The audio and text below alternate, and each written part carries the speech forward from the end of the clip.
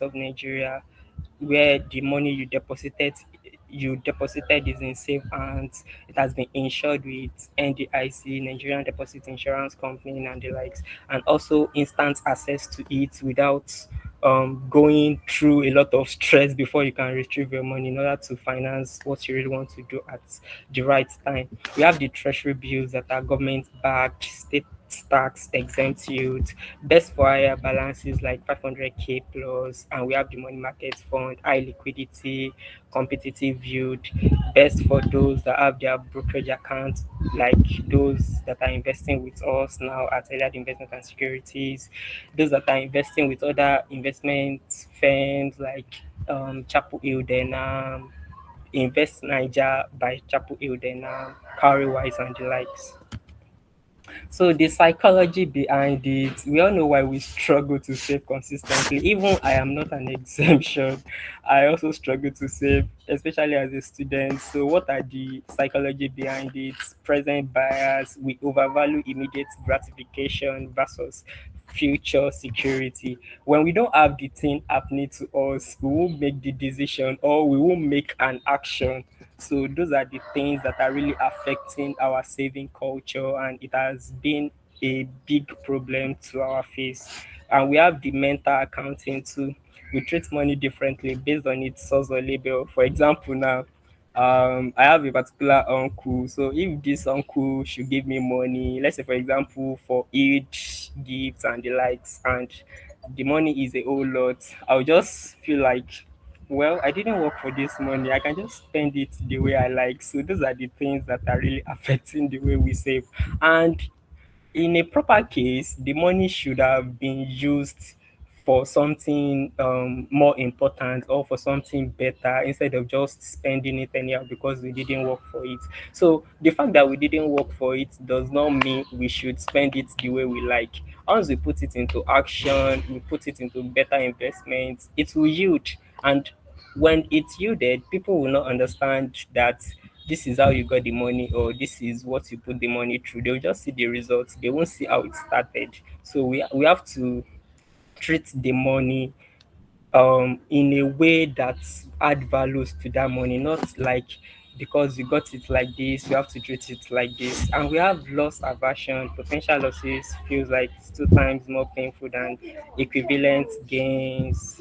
And we have the lifestyle creep, expenses, unconscious, expand to meet income where we spend recklessly, just like I explained earlier. So those are the things that really affect the way we struggle to save consistently. And also the framework, we have 5 pillars of consistent savings. We have automate here. So the first part is to automate our transfers. Let's say, for example, those that are earning like monthly income. So once you already automate your transfer, that immediately your alert, your salary drops, the the transaction is automatically processed to go into your particular separate account that you are setting aside for your for your emergency fund. So once this thing is put in place, it will also facilitate or it also boosts the way you save, your saving habits, your saving culture. It will definitely improve when the thing has been automatically processed and you are not going back to it when the transfer is made. So we have the label account. Label the account. This account is strictly for my emergency fund, not for something else, not for bone straits, not for any other things that might come up, because we have a lot of Gen Zs as audience. So we all know we have to buy a lot of things, a lot of trendy things, but we just have to be disciplined about our choice and the way we spend our money.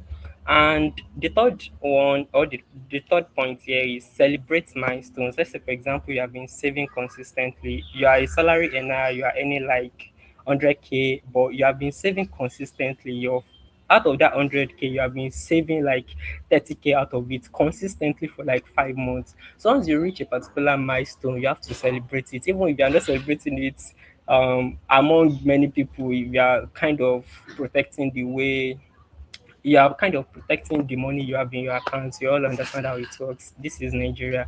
But you still have to celebrate it just to like encourage yourself that I can do better with this. I was able to like do this. Definitely I can do better. So that is basically what the celebrate milestones is all about, and also the visual tracking. So if you can automate your transfers, you can track your expenses, your savings, and everything.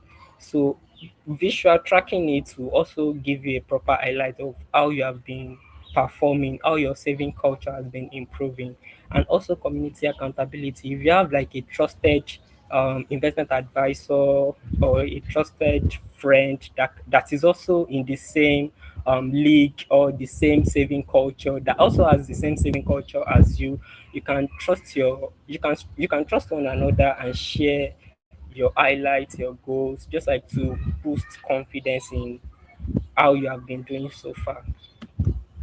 And the actual plan, building your emergency fund step by step. You have to calculate your target. Let's say, for example, your monthly expenses times 6 months it equals to your goal amount. Open your I savings account if you cannot go for the treasury bills yet. Separate from checking, label it emergency shield, your monthly expenses accounts.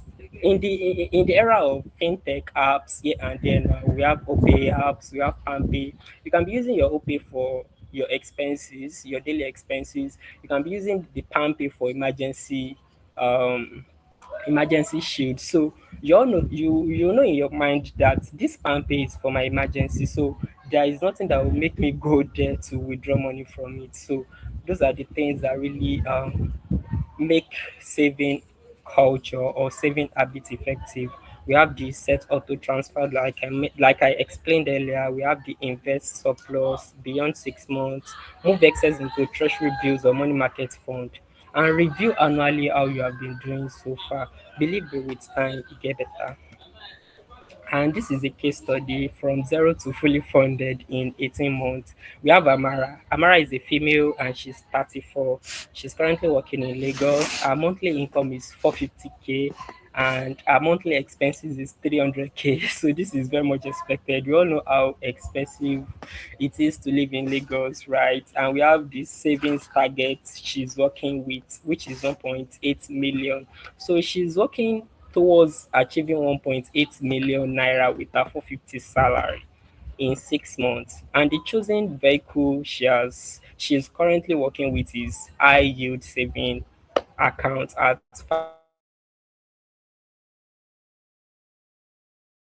5k per month. That is, immediately she receives 450k,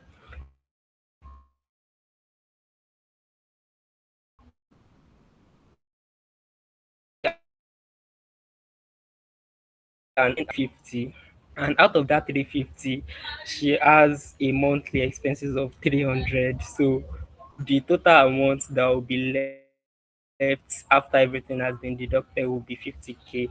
So that means she will hold on to that 50k till the following month. So this will take a lot of discipline. So the outcome after 18 months will be total money will be 1.8 million, and the interest earned will be 112,500, and the financial stress cost will be 68. That's a good load. Trust me, it is not easy. It takes a upon it, but it is something that is not impossible, right? It is very, very possible if you are disciplined. So, what are the key takeaways of all what we have so far? We have an emergency fund. So, we have that emergency fund is not optional, it is the bedrock of all financial planning. Yeah, your money should while it's waits. Your money should not just sit in your bank account doing nothing, not earning interest. So, you have to put your money into use, just like the Yoruba used to say, "Ran owó ẹni iṣẹ́." So you have to put it into use for better outcome. Psychology matters as much as maths. You have to understand the psychology behind it, the mental maths, the psychology or the mentality of us treating gift money as money we can just spend recklessly. We have to invest in it, maybe buying something that can add value to us, so something like that, or investing it for future purposes, emergency, interest, future investment, something like that. Just put it into something valuable, not just spending it recklessly. And also the goal is 3 to 6 months of expenses. You can start with 1 month and build from there. And work with trusted advisor, just like I explained earlier. Have a trusted financial advisor that puts you through how to go with your treasury bill investment. There are some people that do not really understand how it works, your money market funds, even your capital market funds. And also, I guess that's all. And our service at Eliad Investment and Securities, how we can help you, emergency fund structuring. So just like the main reason or the main purpose of this presentation or for this webinar is emergency fund. So it is part of what we do at Eliad Investment and Securities.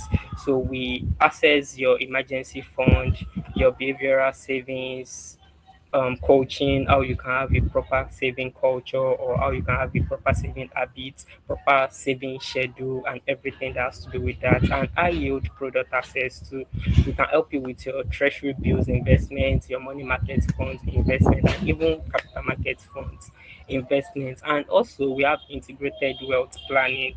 Your emergency fund is the first step, so we map the full journey to your financial freedom.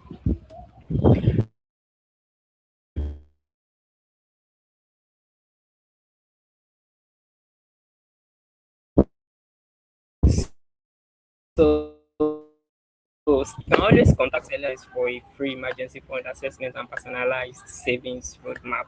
And you can always book a free consultation with us.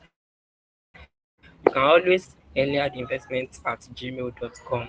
So we look forward to having you, and this will be the end of my presentation. So if you have any questions, I will go on to start taking them now. Thank you so much. Thank you so much. Can we all just give a round of applause using the emoji? Thank you so much, Mr. Abdulkadir. I must mention that this is brief and also informative. Like it is all all in one pack within a few minutes. You were able to deal with a lot of things and talk about the key things we need to know. So why I would like us to just have 1 or 2 questions. If you have questions, you can just raise up your hand. While we wait for that, I have a few questions for you here, Mr. Abdulkader. The first question is, what is the biggest mistake people make when trying to save? Like the one major mistake people make when trying to save. And I think I'm going to follow up with the second questions. Second question is, how can someone with regular income build an emergency fund? Maybe you earn 300 a month, the next month you earn 200. It's not certain. So how would that kind of person build an emergency fund? So these are the 2 questions I have. Please go ahead. Hello, can you hear me? Yes we can, please go ahead. All right, thank you so much for the question. So your first question, you said, can you please structure it again, please? Yeah, what is the biggest mistake people make when trying to save? All right, thank you so much. So the biggest mistake people make is not really understanding how savings works. We just know that savings, but some people do not really understand what it means. What they know is that we should just put our money into our bank account and also withdraw it anytime we like. So people do not really understand discipline behind it and how it works. So I would say the first step towards having a good savings habit is to understand how it works and also be disciplined about it. Once you are disciplined about it, you can always um you can always improve with your savings habit. Just understand the structure. If you don't really understand, that is the reason why we have different financial advisors here and there. You can pick a firm, book a consultation with them, and they will help you through. Once you understand it, it all depends on understanding it. Once you understand it, every other things will be easier. So if you want to start your savings journey now, understand the one you really want. Is it high yield savings investment or high yield savings account? Is it like going into treasury bills and other money market funds? Once you understand what you really want, and for us now, or for many people that are semi-literate, they will want to go for high yield savings accounts. So once you go to your bank, tell them this is what you want, they will explain better and how you can be diligent with it. Once you get the right information, the only thing you have to put in place is your discipline. It takes a lot of discipline to save. Oh. It takes a lot, I won't lie. So yeah, that's it. So for your second question, you said someone that has irregular income, how can the person be consistent? So yeah, for the irregular income, for a country like in Nigeria we are now, or for someone that is not in a structured or a well planned investment cycle or monthly income cycle. Let's say someone that is just doing some random work, especially all these technicians that they used to work according to how work comes to their way, and they used to have a regular income often. So you just have to understand it, like the average income you are earning in a month. Once you have a clearer picture of the average income you earn in a month or in a week, so you can easily know how to the amount of money you'll be saving per week or per month. So once you understand the average income, so what do I mean by the average income? Just study yourself, see how much the money you have been receiving for like a week or for like a month has been coming, the consistency or the price range, the amount range that has been coming. Once you have the better understanding of it, you can easily sit down and say, this is like you can easily say that I've been receiving 100K at least in a week. So out of this 100K, if I need to be consistent with my savings for this week or for the following week. So this 100K for this week, I'm going to remove 30K from it or 20K from it. So once you have that idea and you remove it, the following week you're able to like put 200K. From that 200K, you know that your savings has to double because the amount you add for the previous week has doubled. So that means your 30K will be like 60K for the second week. And also for the third week, if the amount of income you received went low, so that means the amount you will be using for your emergency fund or for your savings will also reduce. So you just have to understand the flow. Once you understand the flow, so you'll be able to like move in with how the money is coming in, then you'll be able to like have a structured savings habit. I hope that answers your question. Yes, very well. Thank you so much for that concise answer. I would like to take just a few questions before um, we call it a day. So we can always raise up our hand if you have any questions. Okay, so let me check the chat box.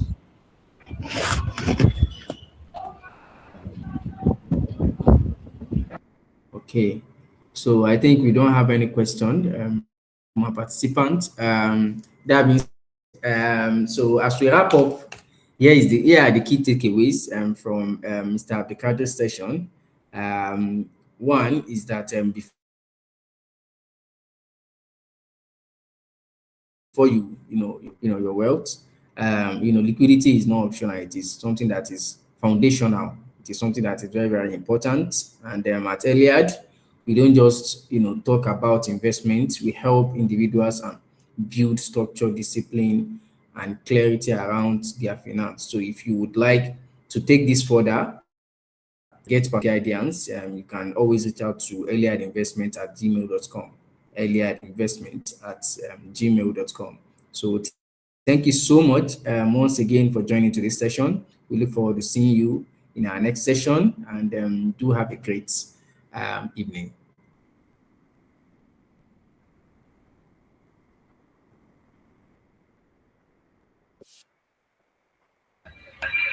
Sorry, I missed what you said.